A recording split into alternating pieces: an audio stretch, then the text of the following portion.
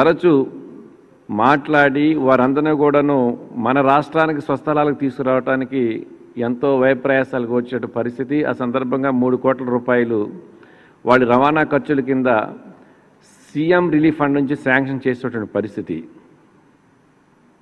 ఇవన్నీ ఏంటంటే సరైనటువంటి మౌలిక సౌకర్యాలు లేకపోవటం వలన వీరందరూ కూడా ఇతర ప్రాంతాలకు వెళ్ళటం, కొన్ని ఇలాంటి ప్రత్యేక పరిస్థితులలో అక్కడే హెల్డప్ అయిపోయి కుటుంబ సభ్యులకు దూరంగా ఉండటం, చాలా ఇబ్బందులు పడుతున్నటువంటి పరిస్థితులు ఉన్నాయి. ఇలాంటి పరిస్థితులన్నిటి మీద దృష్టి సారించి ఆంధ్ర రాష్ట్రం నుంచి వలసలు వెళ్ళి బ్రతుకు తెరువుకు ఇతర రాష్ట్రాల్లో ఇబ్బంది పడేటువంటి పరిస్థితులు భవిష్యత్తులో మరలా ఉత్పన్నం కాకూడదనే ఆలోచనతోటి గౌరవ ముఖ్యమంత్రి గారు ఈరోజు ఫిషరీస్ డిపార్ట్మెంట్ సంబంధించి I&I డిపార్ట్మెంట్ సంబంధించి మరి సుదీర్ఘమైనటువంటి రివ్యూ చేసినటువంటి పరిస్థితులు ఉన్నాయి. ఆంధ్ర రాష్ట్రానికి సంబంధించినంత వరకు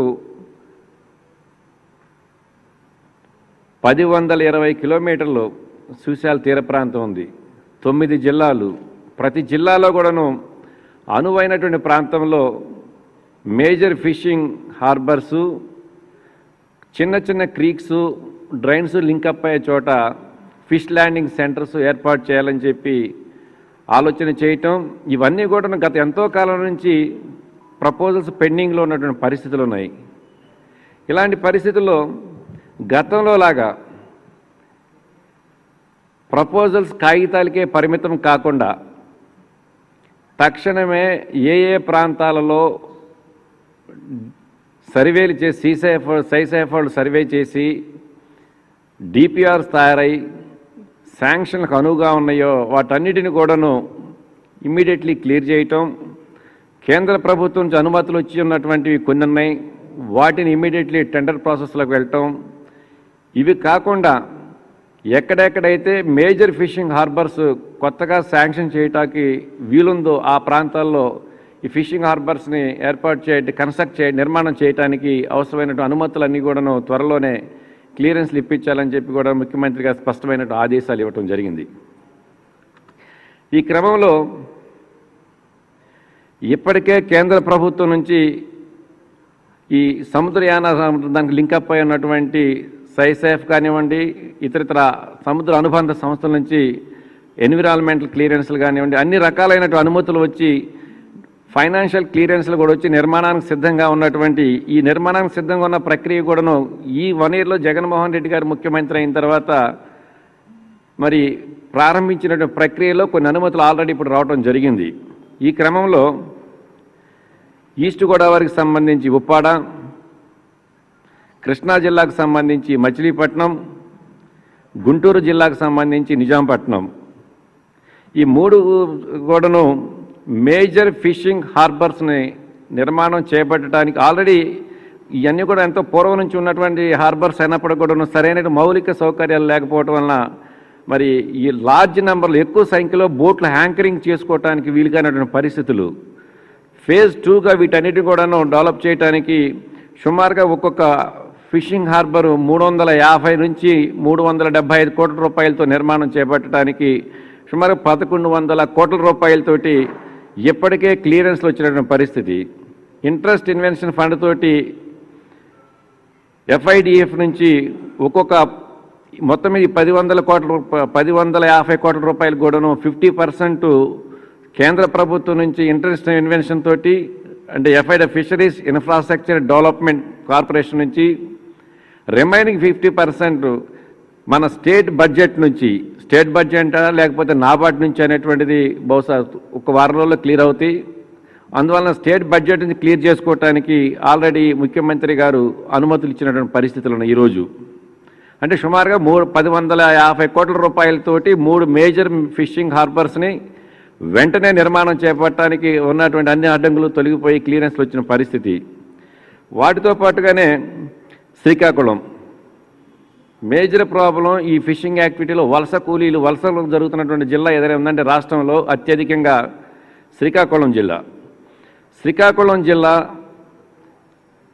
బుడగొట్ల వారిపాలెం ఆల్రెడీ అక్కడ మేజర్ ఫిషింగ్ హార్బర్ నిర్మాణం చేపట్టడానికి అన్ని రకాలైనటువంటి అనుమతులు, ఎన్విరాన్మెంట్ క్లియరెన్స్లు, పబ్లిక్ హీరింగ్లు అన్నీ కూడా కంప్లీట్ అయినటువంటి పరిస్థితి.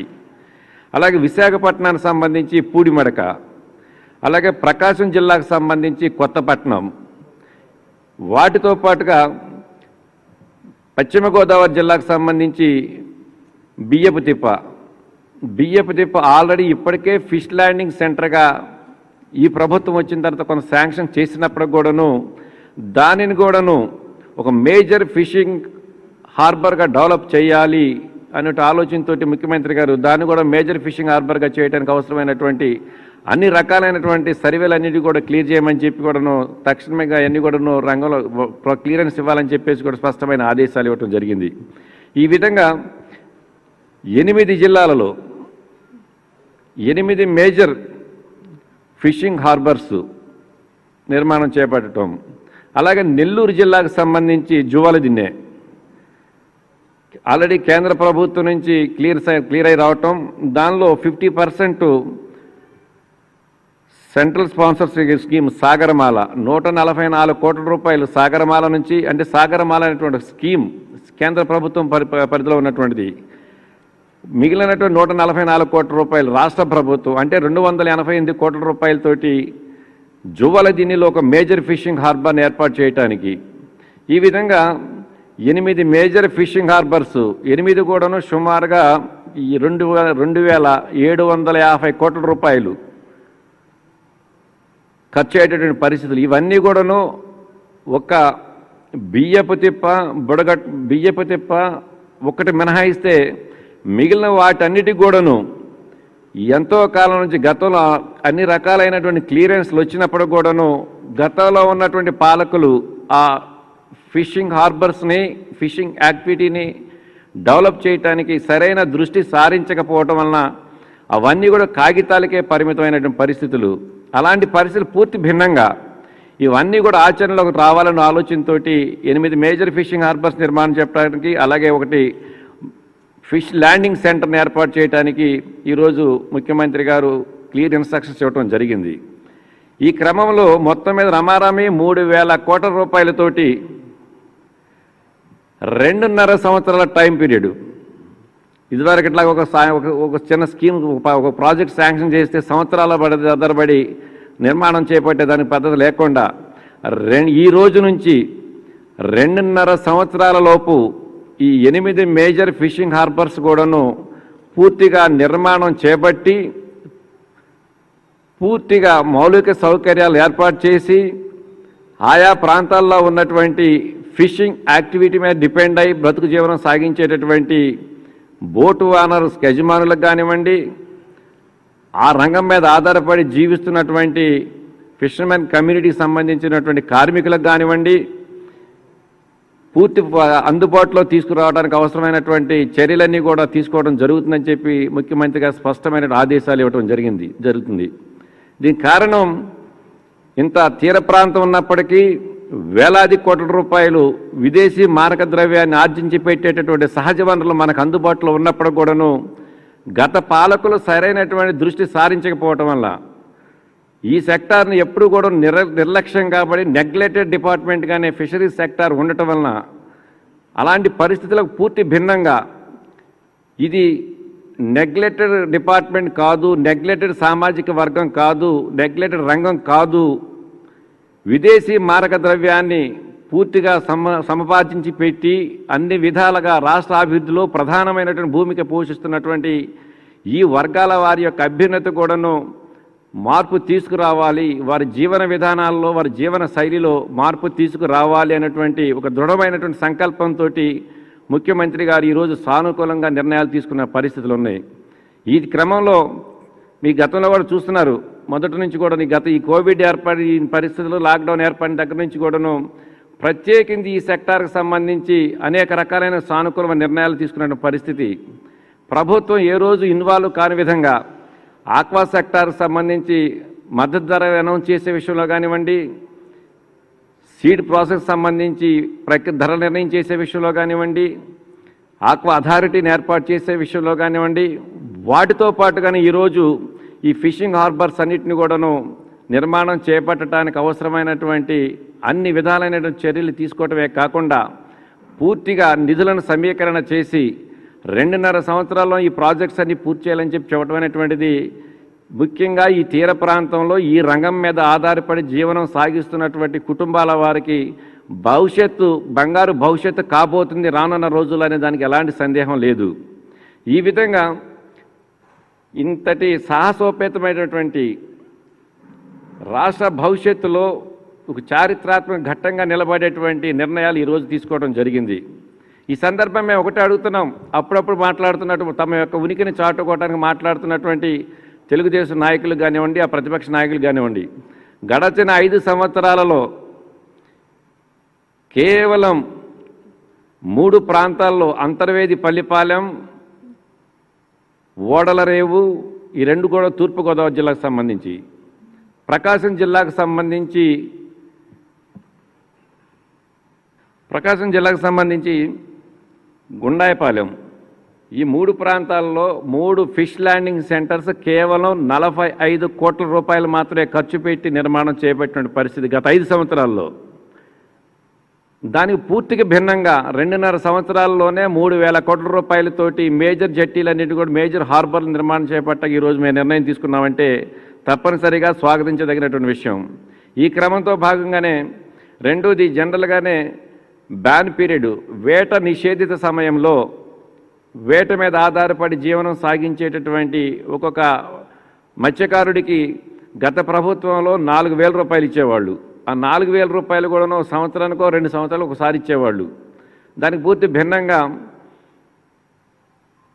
మొన్న నవంబర్ 21 వరల్డ్ ఫిషరీస్ డే రోజున 4,000 రూపాయలు ఉన్నటువంటి ఆ బ్యాన్ పీరియడ్ రిలీఫ్ని 10,000 రూపాయలు చేయటం, ఆ దిశగా 1,02,000 మంది లబ్ధిదారులకు ఆ ప్రయోజనం అనుకున్నటువంటి పరిస్థితులు ఉన్నాయి.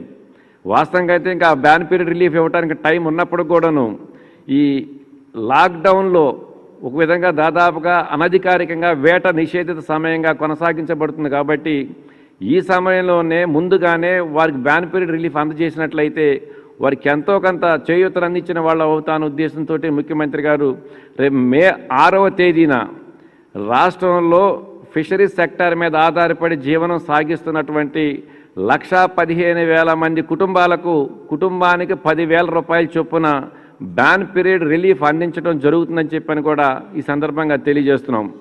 ఈ విధంగా అనేక రకాలైనటువంటి నిర్ణయాల ద్వారా, అనేక రకాలైనటువంటి కార్యక్రమాల ద్వారా మరి ఈ రాష్ట్రంలో వ్యవసాయ అగ్రికల్చర్ సెక్టార్ కానివ్వండి, లేదంటే ఇతరితర అనుబంధ విభాగాలుగా ఉన్నటువంటి ఫిషరీస్ సెక్టార్ కానివ్వండి, ఆక్వా రంగానికి సంబంధించి కానివ్వండి, ఏ వృత్తి మీద ఆధారపడి జీవిస్తున్న వ్యక్తి అయినప్పుడు కూడాను ప్రభుత్వం నుంచి మాకు సరైన సహకారం అందక మేము ఇబ్బంది పడ్డామనేటువంటి ప్రస్తావన, ఆ నిరాశ నిస్పృహ వారి యొక్క మోములు రాకూడదనే ఉద్దేశంతో ముఖ్యమంత్రి గారు ఇలాంటి నిర్ణయాలు తీసుకుంటున్నారు. కాబట్టి రానున్న రోజుల్లో ఈ ఆంధ్ర రాష్ట్ర ప్రజల యొక్క భవిష్యత్తు ఎంతో మరి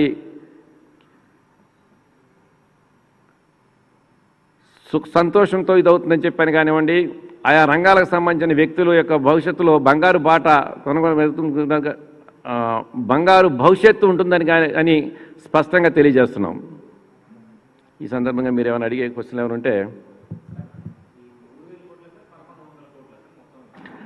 ఇప్పుడు clear and science central government నుంచి క్లియర్ అయ్యి వచ్చినట్టు 1,100 కోట్ల రూపాయలు, ఓవరాల్ కలుపుకుంటే మొత్తం మీద 8 మేజర్ ఫిషింగ్ హార్బర్స్ 3,000 కోట్ల రూపాయలు, ఒక ఫిష్ ల్యాండింగ్ సెంటర్ ఇంక్లూడింగ్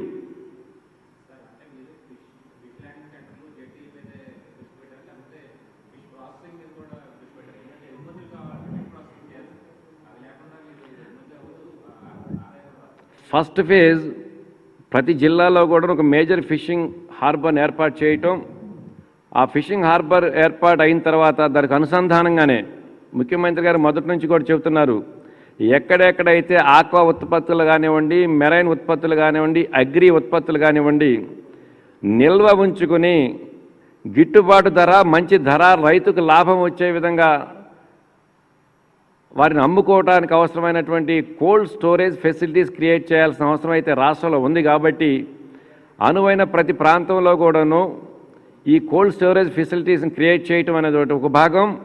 ముఖ్యంగా ఏదైతే ఈ రోజున మనం ఈ 8 మేజర్ ఫిషింగ్ హార్బర్స్ నిర్మాణం చేపట్టడానికి నిర్ణయం తీసుకున్నామో ఆ ఫిషింగ్ హార్బర్స్ కంప్లీట్ అవుతుంగానే దాంతో అనుసంధానంగానే కోల్డ్ స్టోరేజ్ ఫెసిలిటీస్ని కూడా క్రియేట్ చేయాలని చెప్పని కూడా ముఖ్యమంత్రి గారు స్పష్టమైన ఆదేశాలు ఇవ్వడం జరిగింది. కాబట్టి త్వరలోనే దానికి సంబంధించినటువంటి ప్రక్రియ కూడా ప్రారంభమవుతుందని అనే దానిలో ఎలాంటి సందేహం లేదు.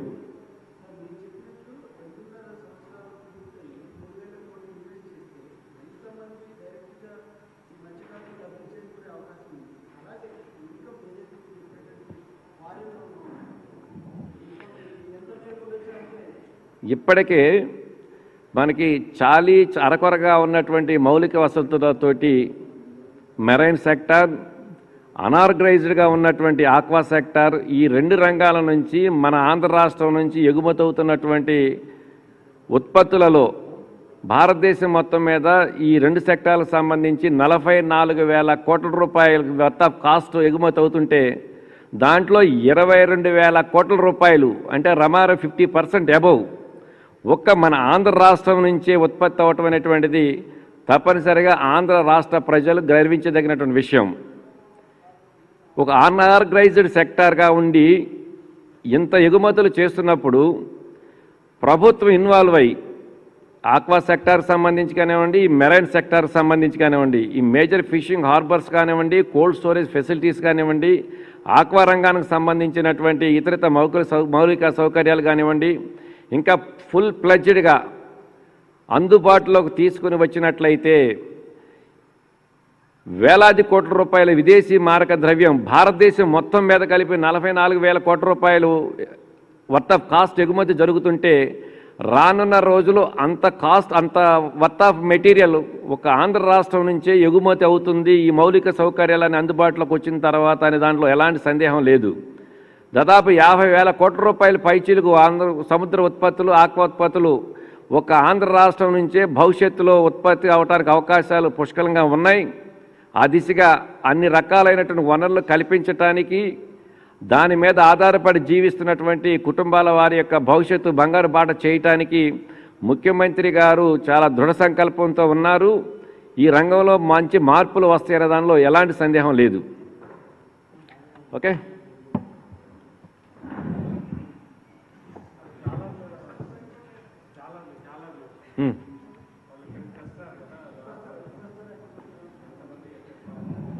ఆల్రెడీ దాని మీద నిన్న డీటెయిల్గా ప్రెస్ చెప్పడం కూడా జరిగింది. 52 బస్సుల్లో 3,380 మంది, మొన్న సాయంకాలం 22 బస్సులు, రిమైనింగ్ 30 బస్సులు కూడా నిన్న ఎర్లీ మార్నింగ్ బయలుదేరినాయి. 25 బస్సులు ఆల్రెడీ తెలంగాణ బోర్డర్ టచ్ అవ్వడానికి 100 కిలోమీటర్స్ డిస్టెన్స్లో ఉన్నారు. ఇప్పటికి జస్ట్ మేము వస్తామని కూడా జస్ట్ మాట్లాడొచ్చాం. వాళ్ళకి జర్నీలో చిన్న ఇబ్బందులు ఏమున్నాయంటే అదే దానికి సంబంధించి అంటే కారణం ఏంటంటే ప్రతి బస్సుకు కూడాను ఆల్రెడీ అందరి కలిపి కొంత మనీ ఇవ్వటం జరిగింది. వాళ్ళకి మనీ ఇచ్చే మనీతో పాటుగానే కొన్ని బిస్కెట్స్ ఇలాంటివన్నీ కూడా ఏర్పాటు చేసుకోవడం జరిగింది. కానీ ఈ లాక్డౌన్ వలన ఎక్కడ కూడాను హోటల్స్ అందుబాటులో లేకపోవటం, నంబరు 3,000 మంది పైచీలకు నంబర్ ఉండటంతో ఫుడ్ ప్రిపరేషన్కి సంబంధించి కొన్ని ఇబ్బందులు ఎదురవుతున్నాయని చెప్పేసి అనే మెసేజ్ నాకు జస్ట్ ఇంతకు 1 అవర్ బ్యాకే మాకు కూడా తెలియటం జరిగింది. అందువల్ల అట్లీస్ట్ మన తెలంగాణ బోర్డర్లోకి రావటంగానే తెలంగాణకు సంబంధించినటువంటి ప్రభుత్వ అధికారులు ఇతర మంత్రులతో కానీ మాట్లాడి వారికి భోజన వసతులన్నీ కూడా ఏర్పాటు చేయడానికి ప్రయత్నం చేస్తున్నాం. ఇవాళ ఒక మ్యాక్సిమం ఒక 2 అవర్స్లో ఈ ప్రాబ్లం సాల్వ్ అవుద్ది. అంటే అట్లా కాదు కదా, అన్ని ప్రాంతాల్లో కూడా ధాబాలు తెరుస్తున్నాయి అని చెప్పిన ఆలోచనతోటి ప్రతి బస్సుకి మనీ ఇవ్వడం జరిగింది. కానీ వాళ్ళు బయలుదేరిన తర్వాత ఎక్కడా కూడా దాబాలు అందుబాటులో లేకపోవటం, అందులో నంబర్ ఏమో వేల సంఖ్యలో ఉండటంతో 50 మందో 100 మందో 200 మంది కంటే ప్రిపరేషన్ చేయగలుగుతారు. కానీ ఇన్ని వేల మందికి చేయాలంటే ప్రాక్టికల్ సాధ్యపడదు. కాబట్టి దానివల్ల అనుకోకుండా కొన్ని ఇబ్బందులు ఎదురైనాయి ప్రాక్టికల్గా. సో మోస్ట్ ప్రాబ్లీ ఈ నైట్ ఆ ప్రాబ్లం స్టార్ట్ అవుతుంది. మొత్తం 4,000 మంది. 4,000 మందిలో మన ఆంధ్ర రాష్ట్రానికి సంబంధించినంతవరకు 3,380 మంది. రిమైనింగ్ వాళ్ళు ఒరిస్సా, మహారాష్ట్ర ఈ ప్రాంతాలకు సంబంధించినటువంటి వాళ్ళందరూ వాళ్ళ ప్రాంతాలకు ఇది ఎక్కువ లార్జ్ నెంబర్ మంది. ఇది కంపల్సరీ జిల్లాల వారీ కూడా ఏ జిల్లా నుంచి ఎంతమంది అనేటువంటి బ్రేకప్ ఇవ్వడం జరిగింది. ఆ జిల్లా అధికారులందరూ కూడా క్లియర్ ఇన్స్ట్రక్షన్స్ ఇవ్వడం జరిగింది. ప్రతి వ్యక్తిని కూడాను ఆ జిల్లాలోకి ఎంటర్ అవ్వటం కానీ ఏ జిల్లాకు సంబంధించినటువంటి ఏర్పాటు చేయబడే క్వారంటైన్ సెంటర్స్లో వారందరికి కూడాను క్వారంటైన్ నిబంధనలన్నీ కూడాను ఫుల్ ప్లెడ్జ్డ్గా పూర్తి చేసుకున్న తర్వాతే అది 14 రోజుల 18 రోజుల 20 రోజుల ఎన్ని రోజులైతే అక్కడ పీరియడ్ ఉందో దానికి అనుగుణంగానే ఆ నిబంధనలన్నీ పూర్తి చేసుకుని వీళ్ళు సంపూర్ణ ఆరోగ్యవంతులుగా ఉన్నారు, ఏ విధమైనటువంటి సిమ్టమ్స్ లేవని చెప్పి నిర్ధారణ అయిన తర్వాతే వారి యొక్క స్వస్థలాలకు పంపించడం జరుగుతుంది. పంపించడమే కాకుండా వారి కుటుంబం దగ్గరికి వెళ్ళిన వెంటనే వాళ్ళు ఆర్థికంగా ఇబ్బందులు పడకూడదనే ఆలోచనతోటి ఇప్పటికే వాళ్ళని ఇక్కడికి తీసుకురావడానికి రాష్ట్ర ప్రభుత్వం ముఖ్యమంత్రి గారు 3 కోట్ల రూపాయలు సీఎం రిలీఫ్ నుంచి శాంక్షన్ చేయటం, అవి పూర్తిగా వీళ్ళ ఆహార ఖర్చులు రవాణా ఖర్చులకు సంబంధించే. వాటితో పాటుగా పర్సన్కి 2,000 రూపాయలు ఒక్కొక్క వ్యక్తికి 2,000 రూపాయలు ఆర్థిక సహాయం చేయటం కూడాను జరుగుతుంది వెంటనే. సో ఇన్ని రకాలైన ఏర్పాట్లు వారిని ఆదుకోవటానికి ముఖ్యమంత్రి గారు ప్రత్యేక చొరవతోటి శ్రద్ధతోటి ఇవన్నీ ఏర్పాట్లు చేయడం జరిగింది.